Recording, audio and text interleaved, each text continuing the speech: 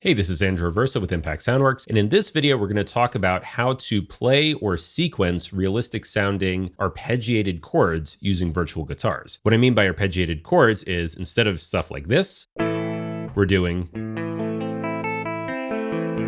and we're going to try to get something like this sounding as good as possible. Now, I'm going to use two different instruments. One of them is Rosette fingerstyle, our premier acoustic guitar, and then we have Shreddage 3 Stratus. So first, why don't I try to play a pattern? So it's going to be something like this.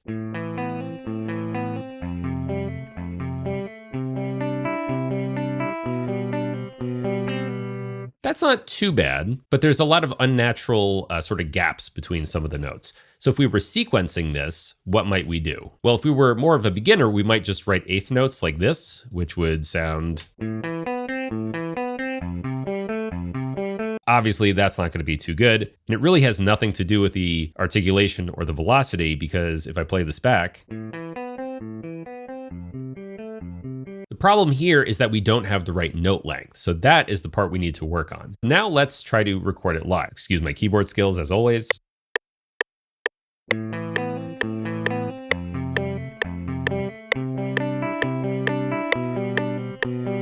Not terrible. Okay, so we don't want to quantize duration, but I'm going to have it quantize the start time as much as possible, right? This is without using the sustain pedal.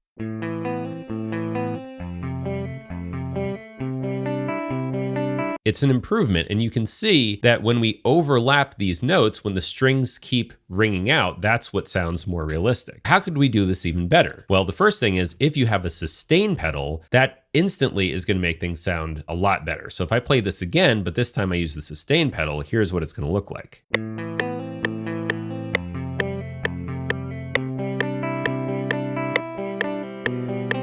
That is like night and day. Now we could quantize this a little bit because again, the playing is not super good. Everything here mostly looks okay. And we also want to make sure that the note ends aren't actually overlapping. They need to be as close as possible without overlapping. So I'm just looking for cases where they might be doing that. Okay, and that's after just a little bit of cleanup of the note ends, just adjusting things so that the same note isn't bleeding into itself. Let's play this back and hear how it sounds.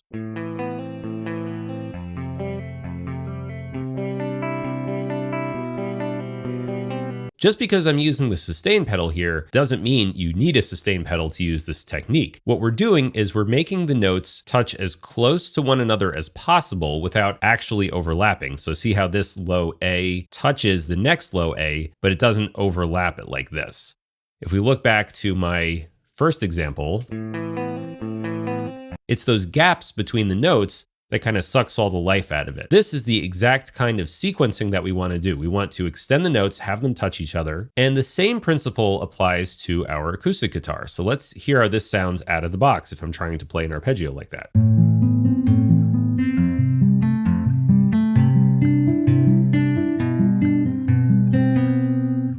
Not bad, but for Rosette, we actually have something that can get us in great shape right away, which is the poly legato performance style. And we can turn down the poly input window a little bit because we're not actually doing chords here.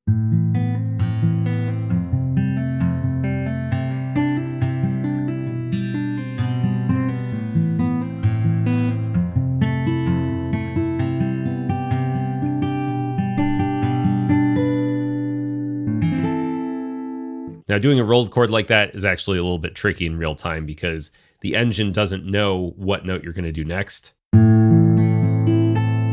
So see, when I played the low A, it picked the second lowest string, but I'm playing a 6-note chord. That's why it cuts out. If you like to just play these chords without having to worry about the legato element or running into cases like that where a voice drops out because it's using the same string to play a note that's already resonating, what you can do is you can just switch on keyboard mode, which essentially removes any physical limits. So now it'll let me play 2 notes on the same string. If you use keyboard mode, then it becomes even easier to write these arpeggio parts.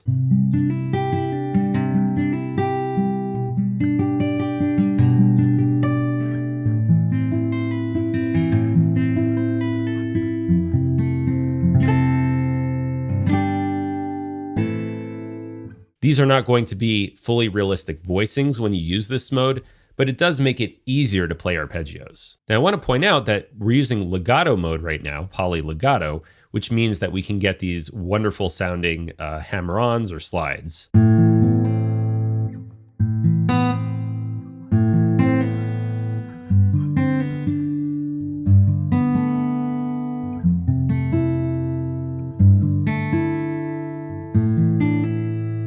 It depends on how far apart the notes are and where the hand is, but it's really nice to have those legato transitions. But if you don't want any of those hammer-ons, you can go to either poly plucked, or you can manually just turn legato off with this key switch here. So we can go from on to off. And then if we enable keyboard mode, then we will never get any of those legato transitions or voice dropouts.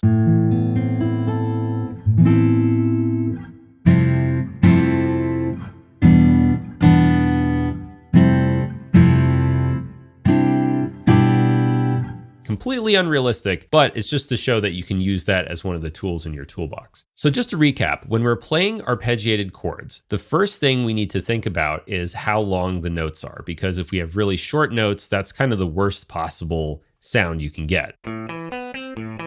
If we get them closer, like if we just play it in live and record it, we'll probably be in better shape. But it's still not going to sound realistic until we get those notes touching end to end. And just to show what this would look like in Rosette,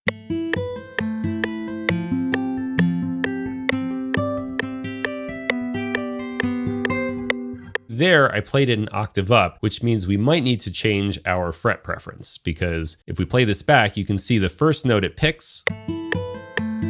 That makes it really hard for that voicing to work. So I'm going to manually change the hand position up here. I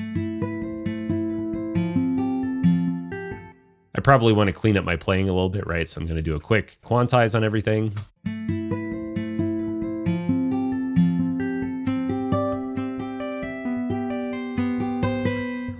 There's one other technique related to arpeggiated chords that I want to show, which is using the strumming mode. First, I'm going to play some chords. So here are some chords, it's pretty simple.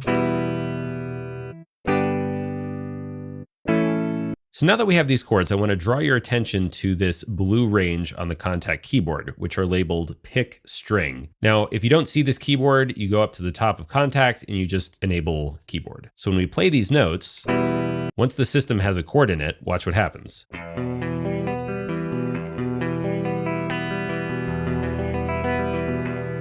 And if I hold the pedal down and play these pick string notes,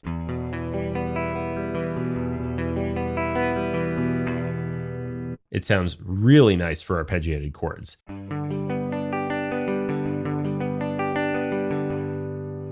You don't even need to be in strumming mode to use this, but if you use strumming mode, then when you play the chord down here, it won't actually sound, and then you can sequence your notes up at the top. So if we wanted to sequence using these notes, or if we wanted to play it, each note corresponds with the string. So this is the lowest string, and then string 5, 4, 3, 2, and 1.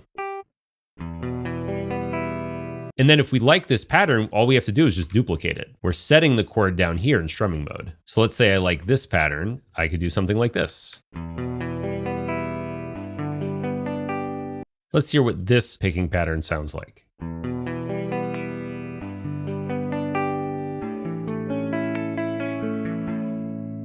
This is a completely optional way of working. You don't have to work this way, but depending on your preference, you might prefer to work with picked rhythms this way instead of changing where the notes are every time. Remember, in strumming mode, you play the chord down here to set the chord in the engine, but these notes don't actually trigger. You have to press some of these strumming mode key switches or use the pick mode key switches. All of these MIDI files are going to be available in the video description, so I hope you found this useful and that you use these sort of picked chord patterns in your own music. All right, until next time.